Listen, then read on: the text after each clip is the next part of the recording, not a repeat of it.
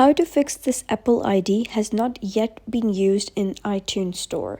Hello guys and welcome back to the channel. In today's video, I'm going to show you how you can fix this issue that says this Apple ID has not yet been used in the iTunes Store. So let's get started. First of all, you can head over to your phone settings, and over here in settings, you're going to click on your iCloud account. And then you're going to click on the option that says payment and shipping. So simply click on it. Now, once you do so, after verifying your Face ID, you will be redirected to an add payment method. Now, over here, you're going to select your card.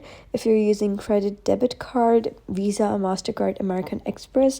Right now, App Store is limited to only 3 cards, such as Visa, MasterCard, and American Express.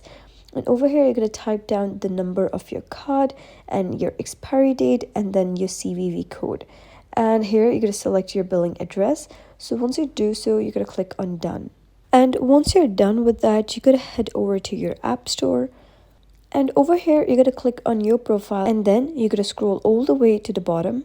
And once you scroll all the way to the bottom, you'll see an option that says sign out. So you can simply sign out of your Apple ID and then sign in again. And once signing in again will help you resolve the issue of this Apple ID has not yet been used in the iTunes Store.